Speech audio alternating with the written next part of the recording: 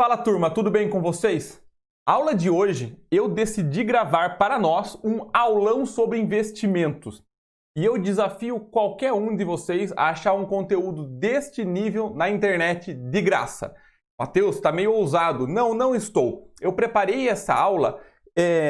Essa é uma aula que tem um valor extremamente grande porque eu vou te ensinar a base do que você precisa sobre todos os tipos de investimentos. Deixa eu te contar o porquê que eu criei essa aula, ok? Para você entender o porquê que eu falei essa tão ousada frase no começo. As pessoas, elas não investem por uma série de motivos. Um dos principais motivos é que elas não enxergam o todo. Elas não enxergam como os investimentos funcionam. Elas não enxergam a mecânica do mercado de ações, a mecânica da renda fixa, a mecânica dos fundos imobiliários. Elas têm medo, elas querem ir direto para como analisar uma ação, qual é a melhor renda fixa, e elas não enxergam o mundo dos investimentos como funciona. Elas olham uma parte e eu quero te ensinar o todo. E eu nunca encontrei na internet, pelo menos, um pacote completo em uma única aula. Nunca vi um panorama geral de uma única aula que te ensina a base dos investimentos como um todo para que você consiga sim sair ao final dessa aula com algum critério de decisão muito melhor do que você tem hoje.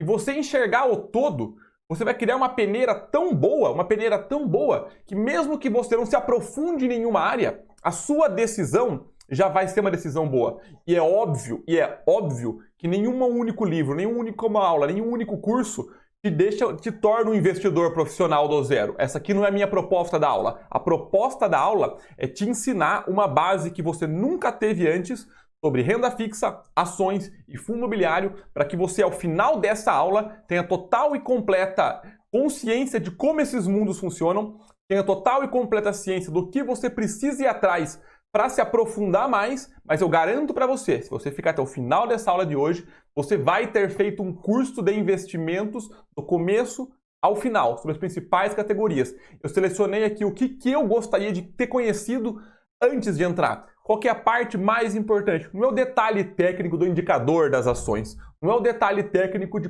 por que os pré-fixados têm uma oscilação diferente em função da taxa. Não é. Aqui é o filezão do boi do que você precisa para começar a entender investimentos. É uma aula, é verdade, eu ouso falar que é um mini curso gravado, gratuito, para você realmente que quer aprender. Então eu estou fazendo isso com muito carinho, muito cuidado. Eu não tenho a menor ideia quanto tempo vai levar essa aula, você está vendo aqui embaixo já, mas é um conteúdo extremamente rico para você.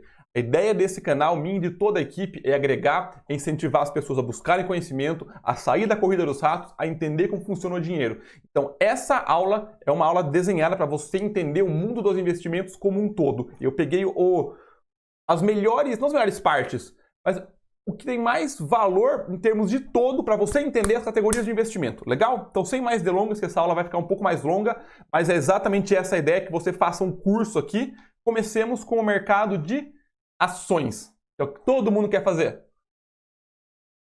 Eu já começo colocando aqui de cara a pergunta mais relevante quando se fala de investir em ações. Qual que é a pergunta de $1 milhão? Literalmente 1 milhão... Opa, aqui. Literalmente $1 milhão. O preço de uma ação importa?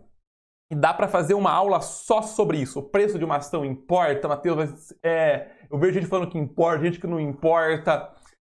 A realidade é, do jeito que eu invisto, eu acredito, e espero te convencer até o final, o preço da ação não importa. O preço da ação é uma consequência do resultado. Você tem que saber analisar o valor da empresa, o resultado que ela gera, o valor futuro da empresa como um todo. O preço, ele vai acompanhar. Ele vai acompanhar, só que no longo prazo. O preço não importa, porque se você comprou uma boa empresa, e ela vai dar resultados melhores no futuro, o preço vai subir. Você comprou uma empresa que você acha que está barata e a empresa começa a dar resultados piores, o preço vai cair. Nada é tão ruim que não possa piorar, nada é tão bom que não possa melhorar. Quando você comprou uma ação, o que você comprou de fato? Quando você comprou uma ação, o que você comprou? O que é? Qual é a definição de uma ação? É simples. Quando você comprou uma ação, você se tornou sócio de uma empresa. Você comprou literalmente um pedaço de uma empresa. Quando você comprou uma ação da Petrobras, você comprou um pedaço da Petrobras. Comprou uma ação do Itaú, comprou um pedaço do Itaú. E pensem como empresa. Pensem como empresa. E isso é importantíssimo, ok? Tanto faz se a empresa é um carrinho de pipoca ou uma petrolífera. O que importa é dar lucro, é dar resultado para você. É óbvio que a dinâmica do carrinho de pipoca é muito mais fácil entender. É muito mais fácil entender como funciona o carrinho de pipoca. A dinâmica, a estrutura, o acompanhamento. E a petrolífera, Matheus, é muito mais complexo, a extração, é dólar, é política, é imposto, mas não interessa isso. O que interessa é que se você investiu na pipoca ou no petróleo, você quer resultado. Você quer o resultado, você quer avaliar o crescimento disso. E você conseguir analisar o lucro líquido é o mesmo para o petróleo e para o carrinho de pipoca. Você analisar que a receita está subindo é a mesma para o petróleo e para o carrinho de pipoca. Você entender a dívida em função do resultado é a mesma coisa. Você ter uma intuição e conseguir avaliar se a empresa tem um diferencial competitivo ou não, também é a mesma coisa. É a mesma coisa para o carrinho de pipoca e para uma empresa. É lógico que a estrutura interna é mais complexa da petrolífera. Mas o que eu quero que você entenda é o seguinte: pense que você comprou um pedaço de uma empresa, porque você de fato comprou um pedaço de uma empresa. Você literalmente comprou um pedaço da empresa e esse pedaço da empresa representa a sua participação nela. Então, você comprou uma ação, é isso que você fez. E se você tem empresa, você é empresário, você trabalha numa empresa, eu te pergunto o seguinte: você deveria olhar o preço que você pagou ou o valor que a empresa gera para você? E esse é um dos conceitos mais importantes que as pessoas não entendem quando elas compram uma ação. Quando você comprou uma ação, se tornou sócio de uma empresa. A empresa, ela vai ter semestre ruim. Ela vai ter ano ruim e tá tudo bem. Eu tenho semestre ruim e ano ruim, você também tem. A empresa não pode ter? A ideia é o modelo de negócio da empresa não funciona. A empresa perdeu a capacidade dela de gerar valor para o acionista. A empresa, ela perdeu o que diferenciava ela das outras? Ou será que ela está num semestre ruim? Uma coisa que eu vejo muitas pessoas fazerem, essa aula eu estou gravando no penúltimo dia de julho de 2020, a gente está vivendo a crise, a pandemia, e as pessoas saindo desesperadamente do mercado de ações, querendo comprar loucamente as ações, alguns saindo em desespero, alguns entrando em desespero. A pergunta é, na crise, vale a pena sair de alguma ação? E aí que entra, não tem uma resposta linear para isso. Mas se você, só de você pensar como uma empresa, olha o raciocínio.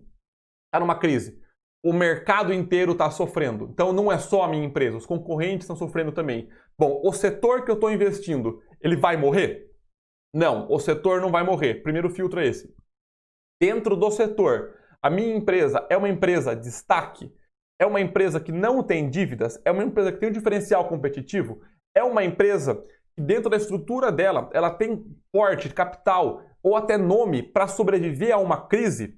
Tem. Então por que vai sair dela? A crise vai bater no resultado? É lógico que vai. A empresa vai dar menos lucro? É lógico que vai. É óbvio que vai. Isso vai bater no preço da ação? É lógico que vai.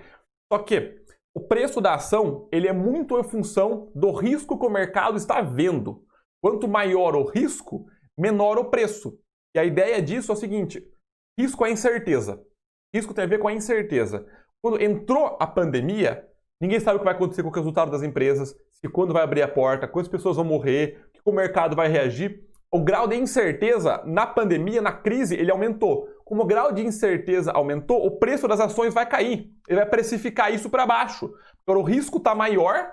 Como o risco está maior de investir em alguma coisa, o preço daquilo vai caindo para tornar mais atrativo para as pessoas. De maneira bem simplista, tá?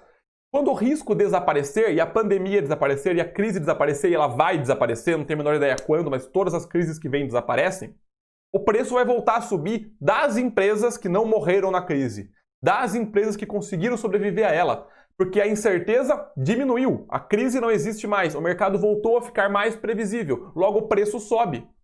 E é esse que é o conceito. Se você acredita na empresa, que ela não vai se desestruturar, que ela tem porte para passar pela crise, ou você já vinha investindo nela, ou você não faz nada ou você compra mais. Mas se você olhar só o preço, que vai cair 20, 30, 40, 50%, você vai tomar decisão emocional. E essa é uma das máximas que eu ensino para os meus alunos. O motivo pelo qual você entrou em uma ação é exatamente o motivo pelo qual você vai sair. Se você entrou por preço, você sai por preço. Se você entrou por valor, você fica ou sai por valor. Por valor, você consegue aproveitar grandes movimentos. Por exemplo, a Grendene, uma empresa calçadista, eu inclusive sou sócio dela, primeiro trimestre de 2019. Ela apresentou um resultado bem ruim, bem inferior ao resultado dos anos anteriores, acho que 70% abaixo. O resumo foi o seguinte: eles erraram na coleção nova. O resumo foi o seguinte: eles erraram na coleção nova, vendeu menos, não agradou, tá tudo bem. Que empresa calçadista não pode errar uma coleção? É uma empresa, estão tentando. E não é porque o resultado dela foi pior que eu vou sair fora da empresa. Porque a empresa não perdeu a caixa de 2 bilhões, ela não perdeu as marcas dela, ela não perdeu a força de negócio, ela errou uma coleção. Tá tudo bem, isso acontece, recupera. Agora, se ela errar a coleção por 3 anos seguidos, pô, será que não está a diretoria fazendo alguma coisa errada? Eles perderam a visão de mercado? Mas você enxerga a diferença entre um trimestre e 3 anos? E se você olhar o preço no momento, quando sai um resultado ruim que o mercado não espera, o preço cai. E aí você não sabe o que fazer porque você não entendeu o que aconteceu. E se você olhou o preço, você viu o dinheiro diminuir, você sai fora. Você sai fora. Ou você compra porque caiu, mas esse caiu é um prelúdio da empresa estar indo para o buraco. Como, por exemplo, a Oi, que foi de R$200 para R$100, para R$20, para R$10 e está em R$2.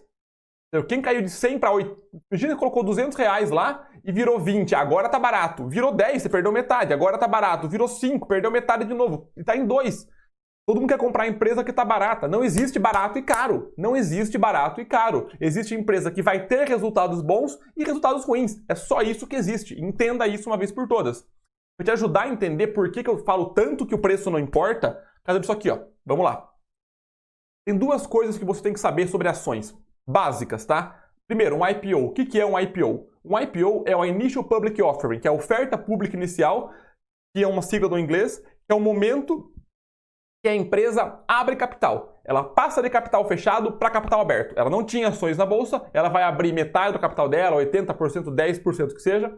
Ela vai emitir ações para o mercado, as pessoas vão comprar as ações, o dinheiro vai para a empresa e ela tem mais sócios. Ou seja, ela vendeu parte dela para a sociedade, para as pessoas, certo? Legal. E esse é o único momento que o seu dinheiro vai para a empresa. Se ela abrir mais capital depois também vai, mas de maneira geral, esse é o principal momento que o seu dinheiro vai para a empresa.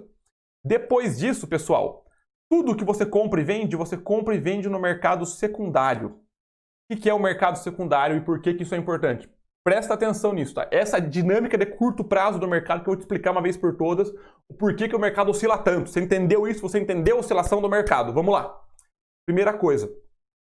O mercado secundário são pessoas trocando de mãos. Como assim? Se você hoje abrir sua corretora, abrir seu home broker e comprar ação da Petrobras, do Itaú, da Vale, da Oi, da Gol, qualquer ação que seja, você está comprando e vendendo de pessoas. Da Maria, do João, do José. O dinheiro não vai mais para a empresa. As pessoas trocam de mãos as ações. A empresa já abriu o capital, as ações estão no mercado. E as pessoas aceitam comprar e vender uma das outras. Então, quando você comprou uma ação, você comprou de alguém. E por que isso é importante? Porque as pessoas são extremamente emocionais no curto prazo. Extremamente emocionais. Pensa você quando terminou com o ex-namorado ou com a ex-namorada. No dia que você terminou, o céu não tinha mais cor. A comida não tinha mais gosto. Os passarinhos não cantavam mais. Depois de 6 a 8 meses ou um ano, você parou e pensou, pô, tá, realmente, uma coisa que não me fazia bem, ou tá tudo certo, ou sei lá, se voltou com a pessoa, tô inventando aqui. Mas a ideia é, quando passa-se o tempo, as coisas fortemente emocionais se tornam racionais. Só que na hora, no momento, no curto prazo, a emoção toma conta. Ele toma conta das pessoas. E a emoção faz com que as pessoas aceitem comprar ou vender a preços maiores ou menores. Essa é a dinâmica de curto prazo do mercado.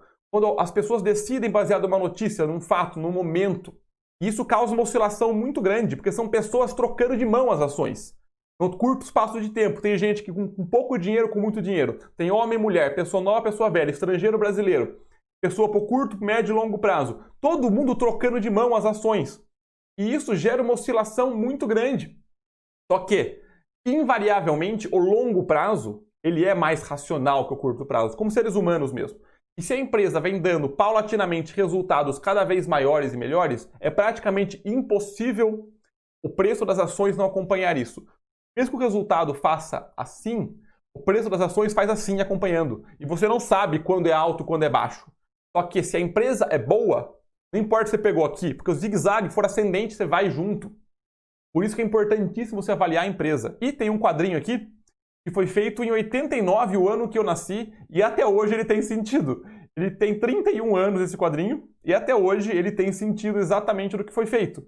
Ele mostra o pânico do mercado. É um quadrinho em inglês que as pessoas confundem a palavra sell, que vender, e entra um pânico de venda. Aí confundem a palavra buy, de comprar, e entra num pânico de compra. E é assim que o mercado funciona. De maneira simplista, Esse quadril tem 30 anos, representa até hoje o comportamento irracional do mercado no curto prazo.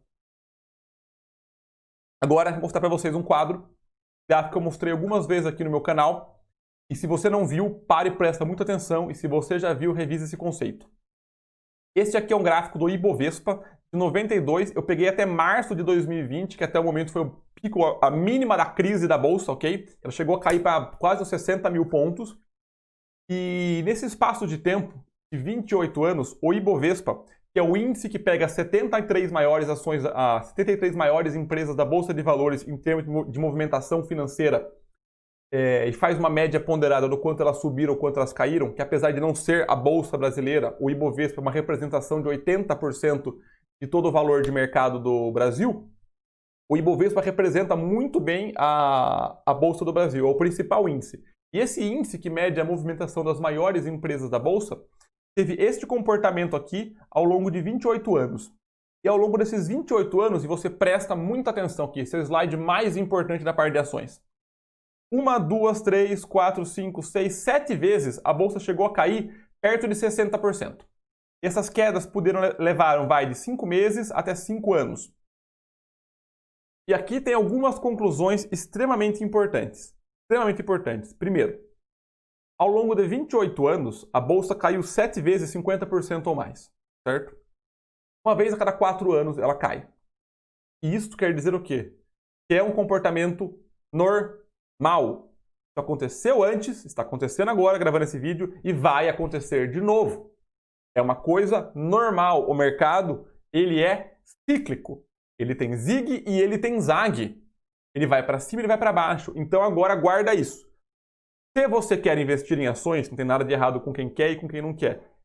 Todo dinheiro, guarda isso, todo dinheiro que você investir em ações é um dinheiro que você aceita ver cair 60% por até 5 anos sem chorar pela mãe, brigar com o Matheus ou xingar o garçom. Porque ele vai fazer isso. Se você não aceita essa oscilação, não tem problema, mas ações não é para você. Matheus, por que você está falando isso? As pessoas entram sem saber isso, quando vem a queda, elas tomam as piores decisões possíveis. Elas não sabiam que aquilo era possível. Matheus, por que eu vou investir em uma coisa que cai tanto? Porque ela também tem períodos de alta. E os períodos de alta são maiores que os períodos de baixa. Tanto que se a pessoa começou a investir em 92 e saiu na mínima da crise de 2020, ela teria ganho 7.000% ao longo desses 28 anos. 10 mil reais teriam virado 700. Se ela esperou mais alguns meses e saiu agora nessa data de julho, que a bolsa está batendo, voltou para os 100 mil pontos, ela tirou 10.000%. 10 mil reais teria virado 1 milhão de reais praticamente. Mas, Matheus, eu enxergo que a bolsa vai para cima. Por que as pessoas não aproveitam esse movimento? O zigue-zague, ele é para cima, eu estou vendo. Por que as pessoas não conseguem aproveitar isso? Me parece estranho. Porque eu estou olhando aqui, eu estou olhando o gráfico, certo? Estou olhando. Então vai para cima. Por que as pessoas não aproveitam? E esse estudo aqui ele é maravilhoso. Confiram, vale a pena. Essas épocas aqui, em amarelo, são os meses que saíam notícias que a bolsa era a melhor coisa do mundo. E aqui em vermelho são as épocas que saíam notícias que a bolsa era a pior coisa do mundo. Aí o que acontece?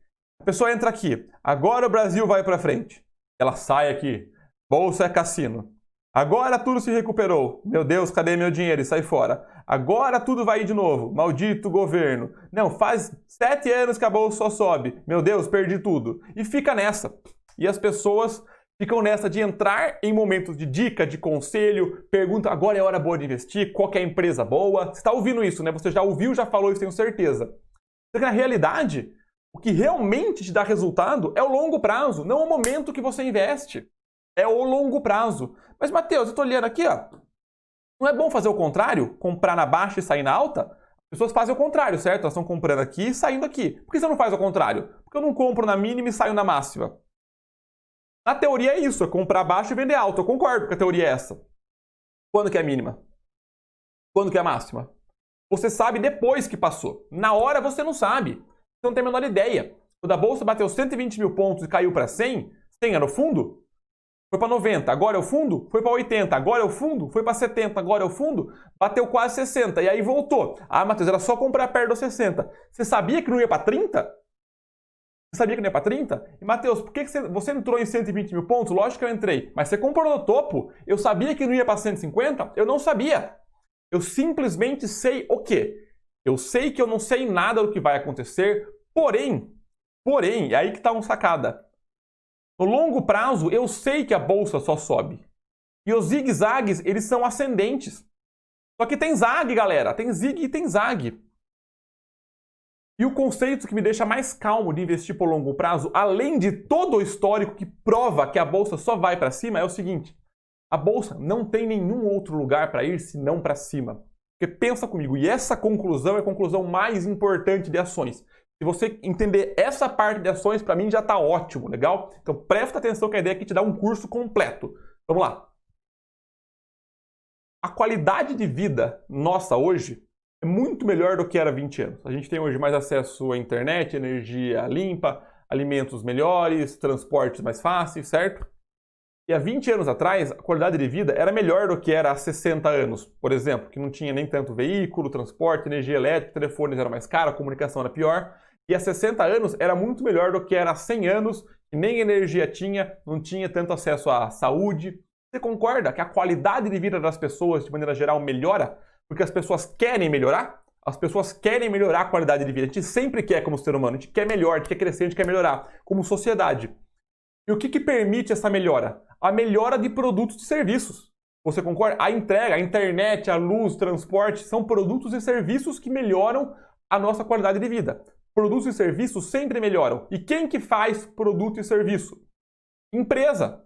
As empresas fazem produtos e serviços. E as empresas têm ações que estão na bolsa. Então, invariavelmente, as melhores empresas vão se desenvolver, porque a sociedade quer se desenvolver. Então, conceitualmente, a bolsa só vai para frente e matematicamente ela só vai para frente também. Tanto a prova histórica passada quanto o conceito futuro. É por isso que eu invisto com tanta tranquilidade na bolsa. Mas, Matheus, aqui é o índice. E tem 70 empresas. Qual empresa você compra? Aí a ideia é você entender uma das principais armas do investidor, que é diversificar. Você diversificar é um dos pouquíssimos almoços grátis da bolsa. Um gole d'água? Quando você diversifica para controlar dois riscos. Primeiro, o risco específico e o risco sistêmico. Bem simplistamente falando, o risco específico é o risco que você tem quando você compra uma empresa. Por exemplo, eu comprei só ações da Ambev, certo? Eu estou sujeito ao risco da má gestão da Ambev, da concorrência vir e matar a Ambev, a cotação de commodities, por exemplo, trigo, alumínio, isso subir o dólar ou desaparecer.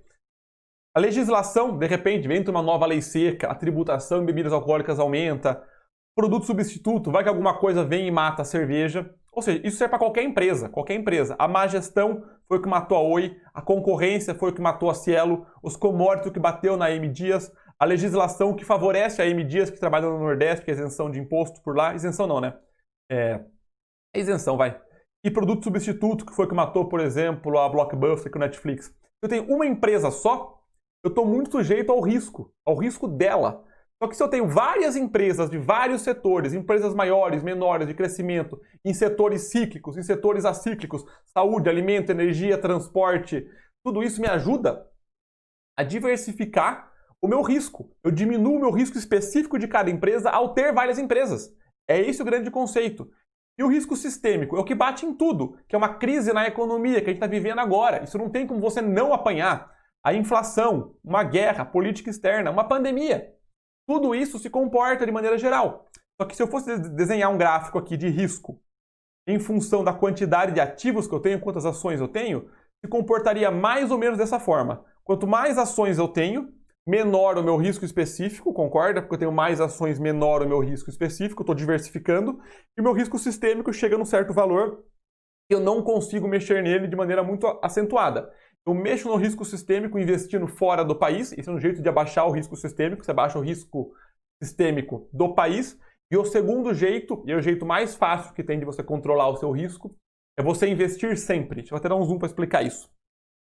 O risco sistêmico você controla investindo sempre. Por quê? Se você investiu sempre, você comprou na alta, mas você comprou na baixa também. Eu comprei bolsa a 120 mil pontos, mas eu comprei a 100, eu comprei a 80, eu comprei a 60. E o meu de 60 já voltou para 100. Você concorda? Porque ele já subiu com esses 40 mil pontos nessa data de hoje. Não sei o que vai acontecer para frente. Se eu estou comprando sempre, eu compro na alta e na baixa. E a baixa é o risco sistêmico. Aí eu peguei as coisas a um valor menor, eu não sabia até quando ia parar de cair, mas eu sei que o zigue-zague é ascendente, então eu compro sempre. Então, ao comprar sempre, eu crio um preço médio. Se eu compro no zig e no zag, o meu preço médio vai junto. E é isso que é importante você entender. O risco sistêmico, você dilui de dois jeitos. Investindo fora do país, certo? Que é uma coisa extremamente interessante de você cogitar fazer mais pra frente quando você começou a investir. E comprar sempre, investindo sempre, porque você compra na alta e na baixa. Mas, de maneira geral, quanto mais ativos eu tenho, eu vou tender a jogar o meu risco específico para o risco sistêmico, que é o risco que bate em tudo. E perguntas padrão. Matheus, quantas ações são ideais para ter numa carteira? Dois argumentos. Você nunca sabe de onde vai vir o seu retorno. Você não sabe de onde vai vir o seu retorno. Por isso que eu digo, não tem máximo de ações para você ter. Para mim tem um mínimo, 15 ações para mim é um mínimo para você ter numa carteira. Mas não tem máximo. Eu estou no momento com 25 ações na carteira e está tudo bem. Por quê? Apesar de eu ter um percentual pequeno em cada uma delas, eu nunca sei qual empresa vai ser a empresa do ano. Eu não sei qual empresa vai ser a empresa do ano. A empresa que vai bombar esse ano, o setor que vai bombar. Mas, se eu tenho os melhores setores, no meu conceito, as melhores empresas de todos os setores, eventualmente essas empresas vão se destacar. E eu tendo elas, o destaque fica uma parte comigo. Então, você concentrar em 5, 7 empresas, o mercado não te dá um prêmio por isso, porque diversificar é de graça. Você pode diversificar sem nenhum custo adicional para você. Então o mercado não te dá um prêmio por correr esse risco a mais. Então não tem máximo. E nenhuma empresa que quebrar pode te quebrar junto. Nenhuma empresa que quebrar pode te quebrar junto. E isso é importante. Se tem várias empresas e uma vai à falência, você não pode ir junto com ela. Então quanto mais empresas você tem, desde que sejam boas empresas, não tem problema. E aqui a prova cabal, que eu falei para vocês que preço não importa. Por quê? Olhem esse gráfico aqui. Eu peguei do Itaú, a Raia Drogasil e da VEG. Aqui a linha em verde é o lucro líquido da empresa. Aqui em dourado é a cotação, que é o preço dela. Olha que desde 96, 99 e 98. Olha como o preço e o lucro andam juntos. Olha como o preço e o lucro andam juntos. Olha como o preço e o lucro andam juntos. É muito mais fácil você conseguir avaliar a cotação, o resultado da empresa, o lucro da empresa, entender a história dela, do que acompanhar o preço. Porque apesar de aqui estar uma linha suave, isso aqui é a linha ao longo dos anos. Se você olhar o preço da ação, é uma loucura. É uma loucura completa. Se pegar a VEG, uma empresa que olha o lucro dela praticamente sempre ascendente, ela chegou a cair 60% na cotação dela. O Itaú, uma empresa praticamente com o lucro só ascendente também, chegou a cair 40%. E olha aqui, olha um desvio na cotação da Raia Drogasil como o mercado corrige. É impossível, por longos espaços de tempo, não acompanhar. Então, foca em avaliar a empresa. Foca em entender esses 7 pontos que eu vou te passar agora aqui. Foca em entender esses 7 pontos chaves. Veja se esses 7 pontos estão claros. Pausa, leia aqui e veja se tudo está claro para você. Primeiro ponto. Ações para o curto prazo. É uma aposta. Tem comportamento extremamente emocional e altíssima chance de perda financeira. Isso é um fato, pessoal. Aquilo que eu comentei do IPO, as pessoas depois estarem trocando de mãos. E tem um estudo, tem um vídeo inclusive no canal que eu explico esses estudos que provam que há chamações para o longo prazo. Dê uma olhada. Mas o estudo mais legal deles é o seguinte.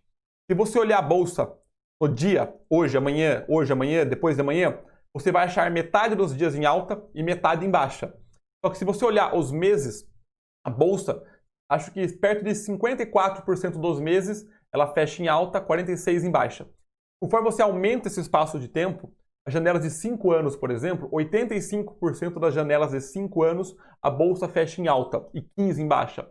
De 10 anos, a bolsa 99% das décadas ela fecha em alta. E de 20 anos, a bolsa sempre fecha em alta. Ou seja, no espaço de tempo mais curto é emocional. Só que no longo espaço de tempo é racional. É racional. E racionalmente, como a sociedade evolui, as empresas evoluem junto. Se você tem as melhores empresas, você vai junto. Então, esse ponto é importantíssimo. E segundo ponto, a bolsa de valores no longo prazo tem uma direção, para cima. Terceiro ponto, todo o dinheiro que você aplicar em ações é para ver cair 60% sem chorar pela mãe. Quarto, controlamos o risco diversificando. Isso é importantíssimo. Não queira concentrar. O mercado não te dá um prêmio. E diversificar é um dos únicos jeitos que você abaixa o risco e você ainda pode aumentar o seu retorno. Não existe um limite máximo de ações para você ter em carteira. E sétimo, ações para o longo prazo refletem quase que invariavelmente o resultado da empresa e tem uma baixíssima probabilidade de perda financeira se você diversificou. Até aqui isto ficou claro para todo mundo? Releiam esses pontos, prestem atenção. Certo? Entenderam isso? Entenderam este bloco importantíssimo, um resumo do que você tem que entender para compreender o mercado de ações? Show de bola? Bora lá, seguindo então. Vamos que hoje é pauleira.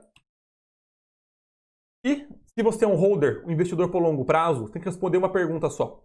Uma pergunta apenas, que é essa pergunta aqui. Esta é uma boa empresa para se investir? Que o holder é o cara que faz buy and hold, ele compra e segura as ações. Se for uma boa empresa e ela for para você, investe. Se não for uma boa empresa, não investe. O que você olha? Olha o setor. Que tipo de setor a empresa atua? É um setor perene, setor não cíclico, como saúde, alimento, ou é um setor mais cíclico, como varejo, petróleo? Como que é o setor da empresa? É tecnologia, um setor que é resiliente? Como que é o setor? É um setor poluído, como de aviação, metalurgia? Olha o setor que você está entrando. E depois disso, olha a história da empresa. Qual que é o negócio dela? É uma empresa nova, uma empresa jovem? Quem que é o concorrente dela? Quais os planos para o futuro? É uma empresa o quê? De commodity? É uma indústria? Ela é um comércio? O que ela faz? Qual que é o negócio dela? Qual a diferença, vantagem e desvantagens? E o melhor lugar para você olhar isso é o RI das empresas. É o RI. Matheus, o que é o RI? O RI é o site de relacionamento com o investidor. Toda empresa de capital aberta é obrigada por lei a ter um site de RI, que usualmente é ri.ambev, ri.veg, ri.itaú. Dá um Google, RI, o nome da empresa, e lá você vai ver tudo que a empresa precisa, tudo que a empresa é obrigada e não obrigada a te divulgar sobre ela. Então, fuce primeiro o site de RI, entenda o negócio da empresa, entenda realmente o que ela faz, de onde ela tira dinheiro, o tamanho dela, o negócio dela, o case dela. E, para mim, o site de RI já é um primeiro filtro, tá, pessoal? Já é um primeiro filtro sobre a qualidade da empresa. Se no site de RI eu já acho as informações que eu quero com facilidade, ela se comunica bem, já é um bom filtro. Se é difícil você achar uma informação no site da empresa, como é que você vai acompanhar ela? Às vezes não vale a sua energia ficar acompanhando um RI complexo. Então a cara do RI já é um filtro para mim. E aqui uma dica bem grande para vocês. No site de RI, busque sempre esse arquivo, apresentação aos investidores ou apresentação institucional. No site de RI vai ter um botão apresentações, ok? Vai estar em resultados das apresentações. Lá busca esse arquivo, que usualmente é um PDF que a empresa monta com alguns slides, contando a história dela, o market share, o negócio, os resultados, as marcas, o que ela quer fazer para o futuro. Ela te conta a história dela, para você entender como que ela funciona. Você tem que entender como que a empresa funciona. E a parte da história é quase tão importante, na verdade é tão importante quanto ou mais do que os números dela. E o release de resultados, que é a explicação da empresa dos resultados dela. E para análise de resultados, você também pode usar o RI, mas tem esses sites aqui. O portal Trademap ele é pago, mas os outros são gratuitos. O Oceans 14 tem acessos limitados também. Mas são os 5 sites principais para você conseguir analisar empresas de maneira compilada. E esses sites são bacanas porque eu não tenho vínculo com nenhum deles, tá? Mas eles pegam as empresas e comparam iguaizinhas. Então você consegue exatamente na mesma ordem, na mesma linha, comparar as empresas. Para você que está começando a investir, olha esses sites aqui. O gratuito que eu mais gosto é o Status Invest. O que eu uso mesmo é o Fundamentei do Eduardo Cavalcante. Eu pago o site para usar, mas o gratuito que eu mais gosto de longe é o Status Invest, beleza? E da parte de história da empresa, a parte qualitativa, o mais importante de tudo é o diferencial competitivo. Tanto que tem até uma aula no canal que chama Diferencial Competitivo de Empresas. Tem um tema só sobre isso. Mas o que é o diferencial competitivo da empresa? É o que diferencia ela das outras. E sem o diferencial, a empresa vai morrer. A empresa vai morrer, mais cedo ou mais tarde. Porque em épocas de alta, mercado indo bem, economia indo bem, sem diferencial você vive. O problema são as crises, as quedas, as porradas. Eu quero uma empresa que sobreviva nesse momento. A empresa que sobreviva na queda. E sem um diferencial, ela não sobrevive. O que é um diferencial? Pode ser um produto exclusivo, pode ser um market share, que é o tamanho que você tem, que é o percentual de mercado, pode ser barreiras de entradas, pode ser um custo reduzido, pode ser um preço mais alto, pode ser fidelização do cliente, uma tecnologia exclusiva, alguma coisa que diferencia a empresa A da empresa B. Um carrinho de pipoca, qual pode ser o diferencial competitivo dele? A forma que é servido, pipoca é diferente, alguma cobertura nova, se não pipoca é pipoca. Entendeu? Tem que buscar o diferencial, porque sem o diferencial, as empresas que não têm diferencial eventualmente morrem, ok? Uma época bombando pipoca, qualquer pipoqueiro vende pra caramba. O mercado de pipoca diminuiu, as pessoas não estão comprando mais. Quem que vai sobreviver? O cara que vende a pipoca normal ou o cara que, sei lá, põe a cobertura, sabe o nome do cliente, está num ponto melhor? O filtro do investidor é a queda, não a alta. Legal? E as outras duas coisas chaves da empresa é você aprender a lucratividade e endividamento. Quer aprender o detalhe sobre isso? Vai no meu canal, busca uma aula de DRE, demonstração do resultado dos exercícios, que eu te mostro a analisar os principais indicadores.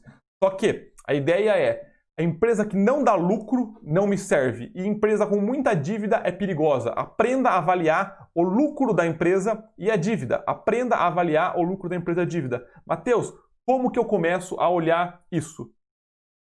Abre esse site do Status Invest, o Fundamentei, Oceans 14, o RI das empresas e olha, você está começando agora, olha o lucro líquido da empresa, que é a última linha do resultado, e veja se esse lucro líquido tem uma tendência de alta, se ele vai crescendo, se ele é consistente. Depois de você olhar o lucro líquido, você pode olhar, por exemplo, a margem líquida. O que é a margem? É o quantos por cento sobra do que ela vendeu. É o lucro líquido pela receita. A receita é o quanto ela vendeu, certo? Ou de fato que ela vendeu de produto ou serviço, e o lucro líquido é o quanto sobrou. Então, por exemplo, eu vendo o celular. Esse celular eu vendo por 1.000 e depois que eu paguei o custo do celular, o custo da empresa, juros, imposto de renda, me sobrou 100. Então, a minha margem é 10%. Se eu vendi o dobro de celular, por exemplo, eu vendi um celular a 1.000, me sobrou 100. Se eu vendi o segundo celular, 2.000, eu quero que me sobre 200. Então, a margem líquida, ela vai me dizer se o que eu estou vendendo está sobrando na mesma proporção. Então, se o lucro líquido estiver crescendo e a margem líquida mantendo ou preferencialmente subindo, isso é um indício muito forte de saúde financeira de resultados da empresa. Mas, Matheus, tem um monte de outros indicadores. É lógico que tem. É lógico que tem. Só que você tem que começar de algum jeito para começar a se familiarizar com como que você avalia resultados. Começa entendendo o lucro líquido e a receita da empresa. Legal? Quer se aprofundar neste assunto específico? Olha a aula de resultados dos exercícios. Você vai se aprofundar muito mais como que você faz isso. Mas como prometi para vocês, quer ser uma aula completa, se você entender o conceito da evolução do lucro da empresa, você já fez um excelente filtro. Um excelente filtro. Matheus, e a dívida? Eu quero uma empresa que não deve. Já tem mais caixa do que dívida. Estude também sobre como você pode avaliar a dívida da empresa. Eu quero empresa que não deve, empresa que ou deve muito pouco. A dívida é normal. Tem empresa que toma dívida e não tem problema. Porém, empresa que não deve não quebra. Empresa que não deve não quebra. Se você pegar empresas no começo que não têm dívida, são empresas que provavelmente não devem ter um crescimento muito alavancado, algumas até podem ter, porque a dívida tomada é feita para criar projetos novos, então ela tende a crescer, só que são empresas que vão tender a ser mais sólidas. E no começo, tem que começar a investir igual você monta um time de futebol, de trás para frente. É goleiro, zaga, meio campo, depois ataque. Você primeiro monta a sua fundação, monta a sua estrutura, monta suas ações núcleo. Tem uma aula no canal, inclusive, que eu te demonstro que eu falo sobre ações núcleo, o que é esse conceito. Mas são empresas sólidas, estruturadas, que acredito que vão passar por todas as crises, e eu quero isso no núcleo da minha carteira, para depois eu ser mais arrojado. Mas guarda isso, aprende a analisar lucratividade e dívida. Qualquer outro indicador é perfumaria, esses são os mais importantes. E além disso, para fechar a parte de ações, você tem que sempre se fazer essa pergunta. O que eu espero da empresa? O que eu espero da Raia Drogasil é o mesmo que eu espero da Ambev, da Alpargatas, do Itaú, da PetroRio? Eu espero coisas diferentes de empresas diferentes. E é isso que você precisa entender. Eu espero coisas diferentes de empresas diferentes. Eu não espero que a Ambev, que tem 60% do mercado, ou o Itaú, que tem quase 90 milhões de clientes, cresça no mesmo ritmo da Renner ou da Raia Drogasil. São empresas que estão no varejo mais arrojado. Mas do mesmo jeito, eu não espero que a Ambev, que o Itaú, em crise, sofram tanto quanto essas mesmas empresas. Você entende que eu espero coisas diferentes de empresas diferentes? Se você entrar com a mesma expectativa em todas, só comparando o resultado, você vai invariavelmente se dar mal. Certo? Hoje estou falando, hein? Mas bora lá. Então, o bloco de ações principal é esse. Vamos agora para a minha categoria favorita de investimentos, que são fundos imobiliários. Eu começo perguntando, o que são fundos imobiliários? O que é um fundo imobiliário? Você sabe o que é? Bem simplistamente falando, do mesmo jeito que quando você comprou uma ação, você comprou um pedaço de uma empresa, Quando você comprou um fundo imobiliário, você comprou um pedaço de um imóvel, você comprou uma cota de um imóvel, você é dono de um imóvel, e é mais fácil você entender fundo imobiliário. Porque o que afeta um imóvel, afeta um fundo imobiliário. É fácil para a gente entender, é mais intuitivo. Então, um fundo imobiliário, de maneira bem simplista, nada mais é do que você é dono de um pedaço de um imóvel. Você é de um ou vários imóveis. Essa definição que eu vou dar para vocês agora, ela é tecnicamente errada, mas didaticamente perfeita. Fundo imobiliário pode ser visto como uma mescla de ações, fundo e renda fixa. Por quê? Você também é sócio do fundo imobiliário, igual sócio de uma ação. Também é renda variável. Você comprou um fundo imobiliário, comprou uma cota de um fundo imobiliário. Pode amanhã o fundo inteiro ficar vazio, os locatários saíram, deu um terremoto, o prédio caiu, a gestão estava roubando, sei lá, e pode ir para zero. Então, é renda variável. Você também compra e vende no mercado secundário, são de pessoas, e também tem um código de negociação. Parece um fundo por quê? Também tem um gestor por trás, igual um fundo, ou seja, você não é ativo no fundo imobiliário. Não é você que vai negociar aluguel, reformar o imóvel, decidir comprar ou não. Não, tem um gestor por trás disso, ele cobra uma taxa, nada mais justo do que isso, e você é chamado de cotista, não sócio, beleza? E por que tem a parcela de renda fixa aqui? Olha as aspas, pessoal, aspas. Porque mensalmente paga aluguel, então as pessoas confundem com renda fixa. Confundem, mas não é renda fixa, porque o aluguel depende de N coisas. Legal? E esse daqui, do mesmo jeito que o gráfico de ações era a essência da aula de ações, esse aqui é a essência da parte de fundos imobiliários. O quanto arriscado é investir em fundo imobiliário? Bom, numa escala de risco, na extrema esquerda eu tenho a renda fixa como mais seguro, na extrema direita eu tenho as ações, o fundo imobiliário ele fica onde? Ele fica no meio. E isso é uma coisa engraçada, porque uma vez eu apresentei esse slide para um aluno meu, falei para ele, numa escala de risco, tá aqui na esquerda a renda fixa, na direita as ações, aonde está o fundo imobiliário? Ele, Matheus, está no meio. Com uma convicção ele falou, eu falei, show de bola. Por que está no meio? Ele, Matheus, é onde cabe escrever. Eu achei sensacional, eu achei divertidíssimo. Tomara que você esteja vendo isso e saiba que é você. Mas eu gostei muito, um pensamento fora da caixa. Mas por que ele está no meio? Por que o fundo imobiliário ele fica no meio? Bom, porque ele é mais arriscado que ações, é intuitivo. Ele é renda variável, perdão, porque ele é mais arriscado que renda fixa, é intuitivo, porque ele é renda variável. Mas por que ele é mais seguro que ações? Por que fundo imobiliário, que também é renda variável, é mais seguro que ações? Por causa de uma coisa só. O que é risco, em uma palavra? Lembram? Risco é incerteza. O que é mais incerto? O próximo resultado do Itaú, da Ambev, da WEG, da Magazine Luiza ou o próximo aluguel? Mais incerto é o resultado da empresa. O aluguel é muito mais previsível. A valorização ou desvalorização de um imóvel é muito mais morosa. Você concorda que é muito mais previsível, ou seja, é menos incerto que eu vou receber os próximos aluguéis do que o resultado da empresa, que depende de mercado, que depende de venda, de concorrência? Vocês enxergam isso? É muito mais previsível receber um aluguel contratuado por 10 anos e 50 locatários? É isso que torna o fundo imobiliário menos arriscado. Olha como é simples quando você pensa no imóvel. Pensa no imóvel, ele está alugado. Ele está alugado, o aluguel é muito mais previsível, o reajuste dele é previsível. A pessoa que está lá não é tão fácil sair ou voltar. Então você tem uma previsibilidade muito maior que ações. O que é mais previsível é menos arriscado. E como que um fundo imobiliário te remunera? Como é que você ganha dinheiro? De dois jeitos. Com o aluguel, que todo mês vai cair em conta corrente para você, na forma de um dividendo, é chamado de dividendo, mas cai em conta corrente, mais a valorização do imóvel. Como assim, Matheus? Vou dar um exemplo.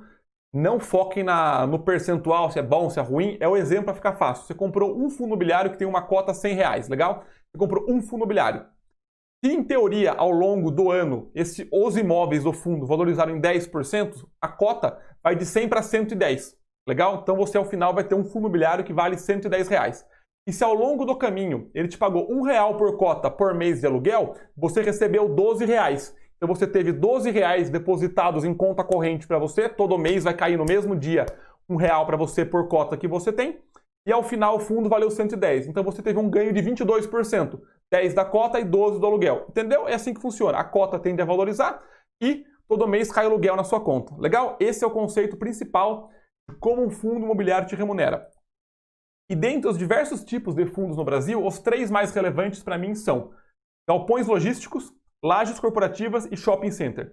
Galpão logístico, que é um centro de distribuição, que o locatário é difícil ele sair de lá porque o lugar geográfico ele é importante. Então são contratos muito mais longos, muito mais fidelizados. Já laje corporativa, que são prédios de escritório com andares, com locatários diferentes, é fácil a pessoa sair, mas é fácil repor também. São prédios que a localização é extremamente importante, todos são na verdade, mas aqui tem que estar perto de centro urbano, de avenida, para ter um alto giro.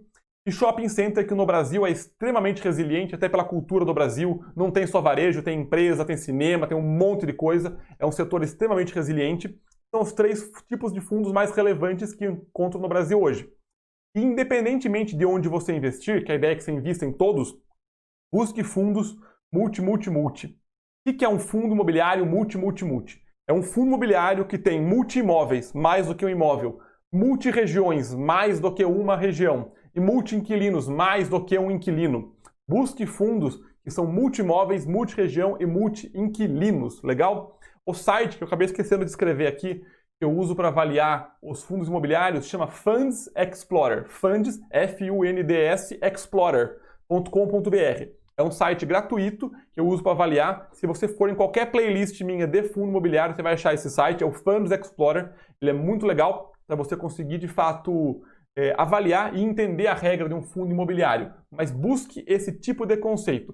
Busque um fundo multi e entenda o que afeta um fundo imobiliário. É a mesma coisa que afeta um imóvel.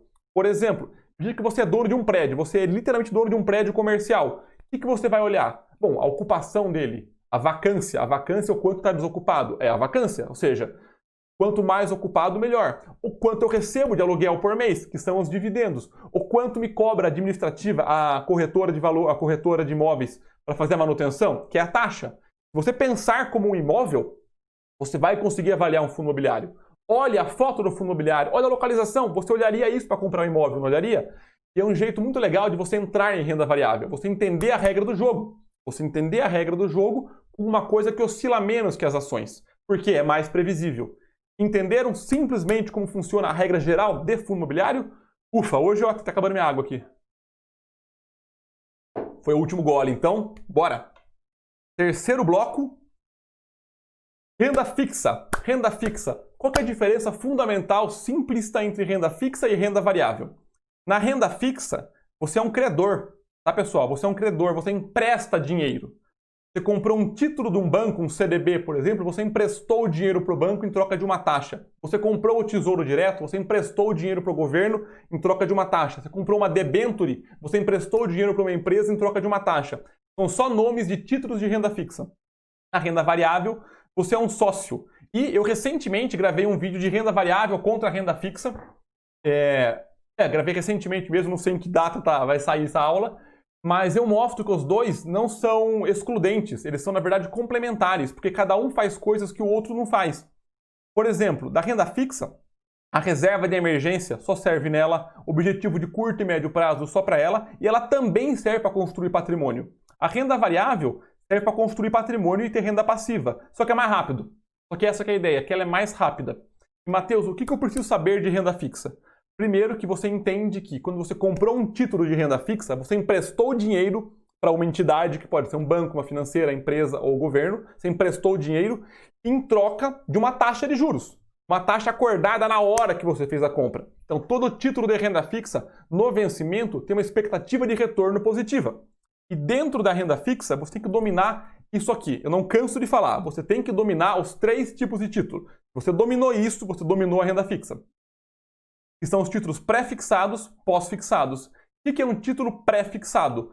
Você contratou uma taxa específica. Por exemplo, tá? Você pode fazer acordos de 3 maneiras quando você contratou um título. Ele pode ser pré-fixado, pós-fixado ou o terceiro tipo que eu já vou falar. Mas um título pré-fixado é o mais fácil de entender. Você contratou uma taxa. Por exemplo, eu contratei um CDB de um banco que me paga 9% ao ano por 4 anos. Ou um tesouro direto que me paga 6% ao ano por 5 anos. Então vamos lá, um pré-fixado é um título de renda fixa que você sabe exatamente a taxa que você vai ter no vencimento. Vou inventar aqui um número. Você contratou um título por 1 ano, que te paga 10% ao ano e você investiu 100 mil reais. Faça chuva ou faça sol, ao final desse ano você vai ter 110 mil reais. É isso que o pré-fixado faz, ele garante o vencimento. No meio do caminho você não tem garantia. Guarda isso. No meio do caminho você não tem garantia. Mas no vencimento, na data que o título se encerra, você tem a garantia. Então chegou daqui um ano, você tem os 110 mil, o título se encerra, eles te pagam, certo? Você descontado o imposto de renda, aí cai na sua conta os 100 mil mais o seu lucro. Beleza? É assim que funciona. O pré-fixado é o mais simples. O que é o pós-fixado? Ele rende em função de algo. Você não sabe o quanto vai receber, mas ele rende em função de uma taxa. Por exemplo, 135% do CDI, 100% da Selic. Matheus, o que é a Selic e o que é o CDI? Não se preocupe com isso agora. O resumo do que é a Selic e o CDI é o seguinte. São indexadores econômicos, são taxas de juros referência da economia do Brasil. Quer entender melhor taxa Selic e CDI? Tem uma aula no canal que chama CDI, Selic e Inflação. Eu explico exatamente de cabo a rabo. Veja também, ó, pessoal, estou dando para vocês aqui o roteiro, tá? Para vocês se formarem como investidores. Estou dando roteiro. Veja como funciona a economia depois também. Mas em resumo, Selic e CDI são taxas que o governo coloca para precificar o dinheiro e controlar a inflação. E hoje, nessa data, a Selic está em 2,25%, o CDI está perto disso também, CDI e Selic andam muito juntos, só que você recebe o valor dessa taxa. Então, você contratar hoje um título que paga 100% da Selic, você vai estar recebendo a taxa Selic, que é 2,25% ao ano. Se a Selic subir para 8%, você, a partir daquele momento, passa a receber 8%. Se ela voltar a cair para 6%, a partir daquele momento, você passa a receber 6%. Só que esse é um título que sempre vai para cima. Ele vai mudar a inclinação dele, mas sempre vai para cima. Ele é o único título que todo dia aumenta um pouquinho, beleza? E o terceiro tipo de título é o título híbrido, que é o quê? Uma mescla de pré e pós. Ele rende uma parte pós e uma parte pré, que usualmente são os títulos IPCA+. O que é o IPCA+? Ele te dá o IPCA mais uma taxa, IPCA mais 3, IPCA mais 4, IPCA mais 5. IPCA, de maneira bem simplista, é a inflação. Então você recebe a inflação mais uma taxa de juros. Então IPCA mais 3, é a inflação mais 3%. Então, por exemplo, se a inflação foi 5% no ano, você ganhou 8%. Se a inflação foi 10%, você ganhou 13%. Sempre 3% acima dela, beleza? Então você pode contratar um título de renda fixa que te remunera dessas três maneiras. Ou um pré-fixado, que você sabe o quanto vai receber, ou um pós-fixado, que você não sabe o quanto vai receber, mas ele rende em função da taxa de juros básica do Brasil, ou um híbrido, que te garante um retorno acima da inflação. Na teoria, o pré-fixado é o mais arriscado, então ele paga mais, o pós-fixado é o intermediário e o híbrido é o mais seguro, que ganha retorno acima da inflação, então ele paga menos. Ah, Matheus, então é melhor eu ir para o pré-fixado? Não, porque é o seguinte, o pré-fixado está travado ao ganho, certo? Ele está travado ao ganho. Imagina que aqui é o ganho total seu e a inflação comeu parte do ganho, certo? Porque o único retorno que te importa é o retorno acima da inflação. O retorno abaixo da inflação não te interessa. Então, o seu ganho real é o retorno acima da inflação. Então, se, por exemplo, este pré-fixado aqui está te pagando 10% ao ano e a inflação foi de 7%, o seu ganho real é 3%. Porque o 7% comeu o seu dinheiro. Seu dinheiro vale 7% a menos. Então, se ele vale 7% a menos e você ganhou 10%, o seu ganho real é 3%, que é o ganho acima da inflação. O pré-fixado está travado. O pós-fixado usualmente tem um ganho que anda junto com a inflação. As taxas Selic e CDI tendem a andar com a inflação. E o híbrido está travado ao seu ganho.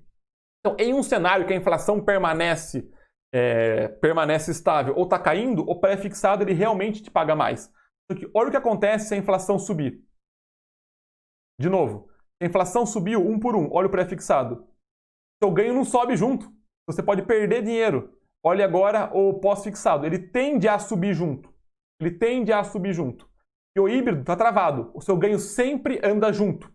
Então, se a inflação subir, o híbrido é o melhor que tem, o pós-fixado tende a andar e o pré é o pior. Se a inflação ficar estável, o pré é o melhor, o pós é o intermediário e o híbrido te paga pouco.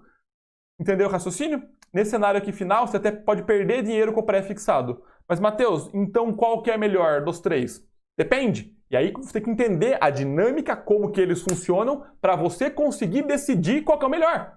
Para você, para o seu objetivo. Idealmente, os três. Tenha pré-fixado, caso a inflação fique estável, você pega uma taxa melhor. Tem um pós-fixado para reserva de emergência, já que ele é o único que todo dia sobe um pouco e tende a andar com a inflação. Tem um híbrido para proteger o seu patrimônio. Você entende como não tem um investimento só? É uma mescla de tudo. É uma mescla de tudo. E Para provar para vocês, a Selic e o CDI, eles historicamente andam juntos também. Então, na sua cabeça, o número da Selic é igual ao número do CDI. A taxa Selic é igual à taxa CDI. E isso eu detalho muito mais nas aulas, na aula de IPCA, Selic e CDI, mas olha só, o CDI acumulado de 12 meses e o IPCA, e a inflação. Olha como o CDI tende a ficar acima da inflação, mas também tende a acompanhar com ela. Agora, em 2020, provavelmente vai ter um cruzamento, tá? Provavelmente a inflação vai passar o CDI, mas historicamente o CDI fica acima da inflação e tende a acompanhá-la. Matheus, é só isso que eu tenho que saber de renda fixa? Não. Você tem que também entender sobre título público, que é o Tesouro Direto no Brasil, que é títulos do governo, o governo emite um título de dívida, e título privado, que é banco.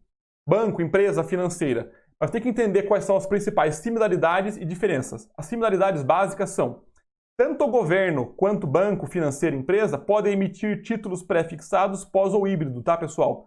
Então, as principais similaridades entre eles, o tipo de título e as diferenças. Primeira diferença, a liquidez de título público. O que é liquidez? Qualquer dinheiro que você investiu lá, seja em pré, pós ou híbrido, você pode resgatar com liquidez D+1. Você pediu o resgate hoje, ele cai amanhã. Usualmente, título privado, há exceções, mas a liquidez é no vencimento. Então, se você comprou um título privado que vence daqui a 3 anos, você não pode resgatar o dinheiro. Você não pode, ele fica travado por 3 anos. Então, aqui você pode resgatar a qualquer hora, aqui não. Matheus, qual que é a vantagem desse carinha aqui? Ele paga mais. Ele tem um risco maior, ele paga mais. Título público tem liquidez e paga menos. E a outra diferença é que tem uma menor chance de calote, que o governo, em teoria, é a instituição mais segura do país, e aqui maior chance de calote com asterisco. Por que um asterisco? Porque o Fundo Garantidor de Crédito, o FGC, ele protege uma série de investimentos até R$250 mil. Então, para você que comprou um CDB, por exemplo, o seu dinheiro está protegido até esse valor. Então, a real diferença mesmo está na parte da liquidez. E uma revisãozinha relâmpago-chave para você entre pré, pós e híbrido. Vamos lá. Começando pelo pós-fixado. É o único que todo dia aumenta um pouco, beleza? É o único que todo dia aumenta um pouco. Só que eu não tenho garantia de retorno real acima da inflação, apesar de historicamente vir acima, não tenho garantia. E eu não sei quanto eu vou receber no vencimento, porque depende da taxa. Pré-fixado é o único que eu sei exatamente o valor que eu vou receber no vencimento, porque eu contratei uma taxa. E a desvantagem, também não tem retorno acima da inflação e nem retorno nominal antes do vencimento. Se eu resgatar antes, eu posso perder dinheiro. O híbrido, único com garantia real, que ganha acima da inflação. Só que eu não sei o quanto eu vou receber, porque depende do IPCA. Cada um tem a sua modalidade, cada modalidade tem o seu uso. E beleza, Matheus, entendi ações, FIIs e renda fixa. Como é que eu monto a minha carteira de investimentos? Antes de montar, você tem que ter feito algumas coisas. Primeiro, definir o que você quer, organizado as finanças pessoais, matado as suas dívidas. Não adianta você querer começar sem isso. Se você não sabe o que você quer, não está fazendo sobrar dinheiro, fazendo sobrar bem dinheiro e tá com dívida ainda, você dificilmente vai começar a investir. Tem que estar feito ou estar fazendo a sua reserva de emergência, senão não adianta nada. Está estudando como funcionam os investimentos e definir quantos % do seu capital você aceita em risco, porque o restante vai em renda fixa e esse percentual vai em renda variável. E depois que você começou, sempre fazer aportes mensais. Essa é a chave do negócio. Todo mês você investe. Seja lá no que for. É isso que vai dar consistência, é isso que vai dar resultado. Se está investindo em renda variável, é isso que vai fazer com que você pegue a alta, mas também pegue a baixa. Seguir a sua regra de percentual em cada categoria. Como assim? Você definiu que é 50% em renda fixa, 50% em renda variável, sempre mantenha isso. Renda variável subiu, compra renda fixa. Renda variável caiu, compra renda variável. Assim você controla o seu risco, você mantém o que você acordou no começo e você consegue construir patrimônio com o risco que você decidiu para você mesmo ou você mesma. Periodicamente, olhar as suas ações e fundos imobiliários. Matheus, de quanto em quanto tempo? A cada 3 meses, a cada 6 meses, a cada 1 ano. Sinceramente, se você tem uma carteira bem diversificada, você pode tranquilamente, uma vez a cada 6 meses ou 1 ano, olhar a sua carteira. Agora, se você tem uma empresa, 2, 3 empresas, olha todo mês, porque você está com um risco muito alto. Periodicamente verifica isso e periodicamente verifica se o 50-50, que eu dei um exemplo aqui agora, tem sentido para você, porque nós somos pessoas que mudam. Nosso objetivo muda, nosso risco muda, nossa vida muda. Eu preciso conseguir mudar a minha carteira de investimentos junto com isso. E Ufa! Pessoal, espero realmente que tenham gostado dessa aula. Se você gostou dessa aula, deixa o like, é muito importante para mim, para entender que esse conteúdo gerou valor para você. Compartilha com quem não tem noção de investimentos. Eu realmente espero que essa aula tenha sido o mais completa possível para você. Eu peguei um panorama geral de tudo que eu queria que você entendesse. Eu sei que é uma aula densa, pesada. Veja mais do que uma vez, coloca as perguntas aqui embaixo. A ideia é que você aprenda e saia cheio de dúvidas, porque você cresceu aprendendo e vai crescer mais sabendo o que perguntar. Espero que tenham gostado dessa aula, foi feita com muito carinho e te vejo vocês na próxima aula.